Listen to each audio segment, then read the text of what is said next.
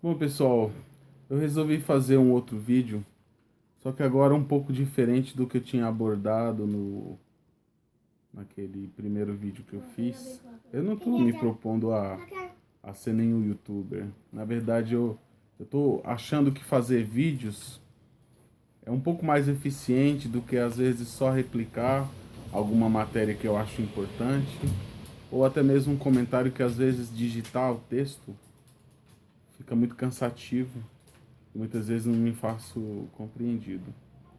Mas eu fiquei muito pensativo a respeito das posições de algumas pessoas que se dizem de direita, e alguns comentários me deixam um pouco perplexo, porque, primeiro, é muito interessante notar que algumas pessoas, elas acham que a pessoa, por ser de esquerda, é uma pessoa que tem que ser burra e miserável. Ela não tem que ter posses, ela não tem que ter nada. Me desculpa, quem imagina isso não entende o que significa socialismo nem comunismo. E assim, não confundam comunismo com ditadura, sabe? As pessoas nunca leram nada a respeito disso. Tudo que elas sabem sobre socialismo, comunismo, eles foram lá no YouTube, pegaram um videozinho falando de Stalin e todas essas pessoas, e elas acham que elas sabem o que é realmente a teoria comunista ou mesmo socialista. E elas não sabem, porque essas coisas que tem nesses youtubers da vida aí não condiz com a verdade. As pessoas, elas fazem concepções, elas criam concepções da questão de Karl Marx, a questão do comunismo, e elas nunca leram Karl Marx, elas nunca leram um livro a respeito disso. Então, como você pode julgar uma teoria se você nunca leu aquilo? Não faz sentido isso. Tem pessoas que falam assim, marxista, bem como aquelas pessoas que acreditam no Bolsonaro. A grande maioria delas nunca leram Karl Marx. Não sabe nem do que se trata. Então, assim, eu vou fazer um vídeo um pouco curto, mas eu vou fazer alguns vídeos, na verdade, para tentar mostrar um pouco por que eu acredito no que eu acredito. E assim, o que me faz acreditar nas coisas que eu acredito está baseado naquilo que eu leio, nas fontes que eu leio, fontes acadêmicas, que elas existiram antes de eu nascer, e que isso sim é buscar o conhecimento na fonte. Não me basear em Olavo de Carvalho, seja da direita ou da esquerda. Você tem que buscar nas fontes. Sabe? Parece que a gente vive numa época onde as pessoas aboliram os livros das suas vidas. Ninguém lê mais nada, mas todo mundo sabe de tudo, né? É muito engraçado essa essa esse controle de conhecimento ou este emburrecimento programático que está existindo já faz muitas décadas aqui no Brasil. Bem, vamos lá. Eu tenho alguns livros aqui. Eu não vou fazer lives em torno de uma estante cheia de. Eu tenho muitos livros, mas eu não quero ter essa pretensão de me colocar como alguém intelectual, alguém que leu muito, ok? Portanto, eu não faço nem questão de colocar nada disso. Tanto é que eu estou aqui no, na estante da minha sala, tem um monte de livros aqui, tem filmes. Tem meu filho aqui que está jogando Fortnite, ele adora isso aí. Então, assim, é uma coisa bem caseira e bem básica. Sabe, eu tô aqui de bermuda, eu tô aqui com uma camisa com uma caveira, nada pretensioso. Podem ver o que essa caveira significa. Não significa nada, só um desenho. Mas vamos lá. Primeira coisa, não para que você possa se converter ao marxismo, mas para você começar a criticar o marxismo, primeiro você tem que ler. Você só desconstrói um conhecimento quando você realmente conhece ele para você ter argumentos para desconstruir. Senão você não passa de um idiota replicando conhecimentos totalmente tortos de pessoas que também não leram. Então temos aqui, ó, um dos livros obrigatórios para que você realmente conheça, para tentar ter argumentos para destruir isso aqui. Karl Marx. Esse aqui é o primeiro livro, chamado O Capital, de Karl Marx. Tem um outro livro aqui muito interessante, que qualquer pessoa que queira entender, porque ser de direita ou de esquerda, principalmente aqui no Brasil, né, ver as origens de tudo isso aí, tem que ter lido isso aqui, ó. Chama-se Casa Grande e Senzala, um livro do Paulo Freire, ok? Vai falar sobre a gênese do Brasil, de como realmente começa a questão da escravidão, a questão republicana. Eu não vou fazer algo em torno desses livros ainda, mas é só para mostrar que um pouco do que eu vou falar está muito baseado nessas duas coisas aqui. E um terceiro livro que eu achei muito interessante, e eu li já tem um tempo, eu estou relendo de novo, de Thomas Piketty, chama-se O Capital também. É uma versão do Thomas Piketty, falando a respeito do capital, agora, nos tempos modernos. E é muito interessante. São dicas de 3 livros para que as pessoas elas possam começar a ler e começarem a entender como é a mente de alguém da direita e como é a lógica de alguém da esquerda, ok? Bem, tem um livro aqui, em geral eu dou aula com ele, um livro de 8ª série, tá? Um livro de história da 8ª série, um livro bem velho, mas eu tô mostrando isso para ver como as pessoas, elas realmente, ou elas não estudaram, ou elas correram da aula de história, porque o que elas falam chega a ser um absurdo, ok? Então, nesse livro aqui, existe uma das lições onde vai abordar um pouco a respeito dessas coisas que eu estou falando, e ele vai falar sobre teorias políticas ou novas teorias políticas. Então aqui, esse capítulo 4 desse livro de história da 8ª série, para ver que eu não estou usando nada da minha cabeça. Estou usando um livro de 8ª série, onde fala a respeito dessas coisas, mas ninguém lê. Então, realmente, por isso, erram muito em fazer análise de governos, fazer análise de várias coisas atuais. Então, aqui o livro diz assim: os avanços obtidos com a Revolução Industrial, está falando pós-Revolução Industrial. Acho que a maioria que está me assistindo sabe que foi a Revolução Industrial. A primeira Revolução Industrial, né? Eram comemorados como grandes conquistas da humanidade. No entanto, a expansão do capitalismo e do liberalismo, apesar de trazer progresso tecnológico e igualdade jurídica, não promoveu igualdade social e econômica. Essa situação contraditória impulsionou o surgimento de ideias que propunham acabar com as injustiças e desigualdades.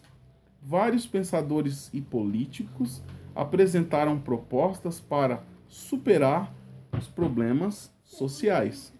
E aí ele vai citar Saint-Simon, que é um teórico francês. Ele vai citar Robert Owen. Ele vai citar Charles Fourier, que é um crítico social francês.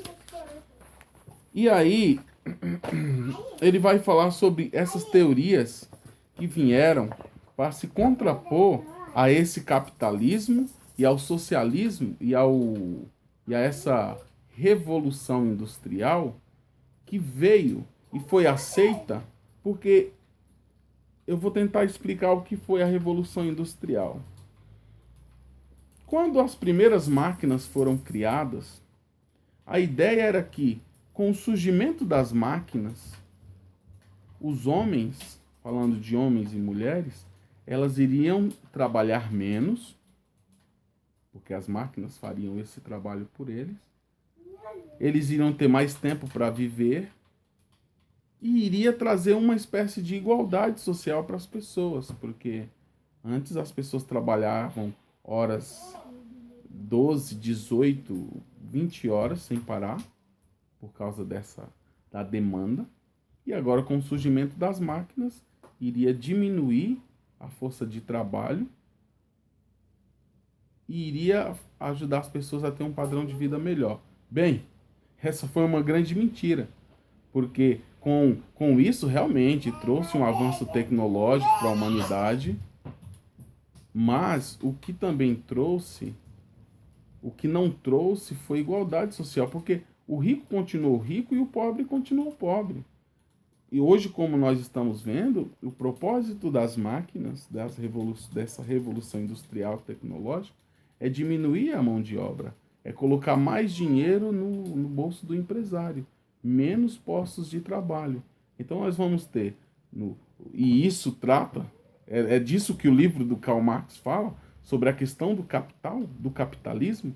Ele diz que o capitalismo ele é como uma cobra, que no final ela engole seu próprio rabo. Por quê?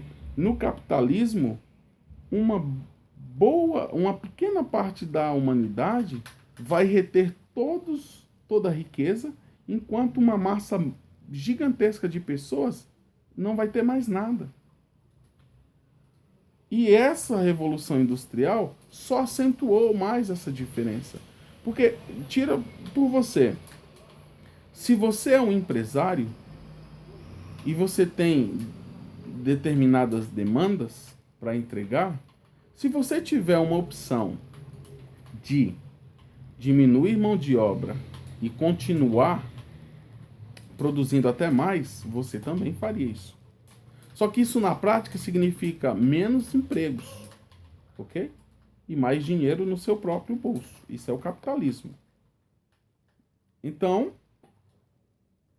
a Revolução Industrial veio e ela não trouxe igualdade social, só acentuou a diferença. Então, eu estou falando sobre a gênese do capitalismo para que as pessoas entendam o que é Karl Marx. O que é que Karl Marx fala? Por que que a direita demoniza tanto Karl Marx? Faz esses vídeos mostrando lá as torturas da ditadura de Stalin e não sei o que, da China. Isso não é comunismo. Isso é ditadura, é uma outra história. Comunismo é uma teoria política que tenta fazer com que as pessoas elas tenham a mesma igualdade. Elas sejam iguais, né? Então vamos lá. O socialismo de Karl Marx e Engels, essa teoria surge porque antes de existir essa teoria, existiu algumas pessoas que vieram com um socialismo chamado o socialismo utópico. O que é utopia? Utopia é aquela história que você conta, aquelas coisas que você fala mirabulosa, mas você não explica como é que aquilo pode ser feito. Por exemplo, esses socialistas utópicos que surgiram antes de Karl Marx, eles diziam assim, vamos derrubar a burguesia, vamos derrubar o sistema. Aí todo mundo falava, vamos, oba! Aí falava assim, mas como a gente vai fazer isso? Não sei. Isso é utopia. Você fala para se fazer algo, mas não dá uma receita de como se fazer. Então, é utopia. Não passa de mera especulação, não passa de mera vontade. Você não tem um plano. Então vem o socialismo de Karl Marx e Friedrich Engels. Então o livro diz assim, opondo-se às propostas dos socialistas utópicos, Marx e Engels elaboraram uma teoria que chamaram de socialismo científico. Agora, por que é chamado de socialismo científico? Você sabe que ciência é diferente de crendice. Por exemplo, eu só vou dar um exemplo muito raso. Se você pega uma receita de bolo, vai estar lá ovos, farinha, água, manteiga, açúcar e etc. Diz, olha, todos esses elementos separados você começa a ler aquela receita e lá diz assim: você mistura os ovos, bate tantos minutos, faz não sei o que, tal, tal, tal. No final das contas, aquilo se transforma num bolo. Isso é quase uma teoria científica. E é uma teoria científica, né? Porque você pega elementos separados e, seguindo aquela receita, você transforma tudo aquilo numa massa chamada de bolo com um sabor muito bom. Isso é uma coisa científica, algo que pode ser colocado em prática e pode provar a tal teoria. Uma teoria utópica é algo que você não tem. Você não. É como se. Gente, eu não quero atacar a religiosidade, mas é como falar sobre fé. Você tenta explicar algumas crenças, mas não tem explicação. Só cabe a você acreditar que aquilo realmente é verdade. Não, é diferente de ciência. Ciência e religião, olha, não se misturam. Ok.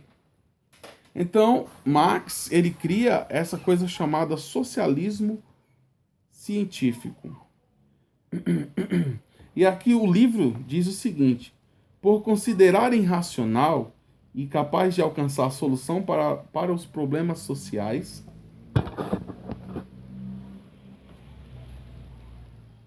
segundo a teoria marxista, existia uma permanente luta de classes na sociedade responsável por mover a história.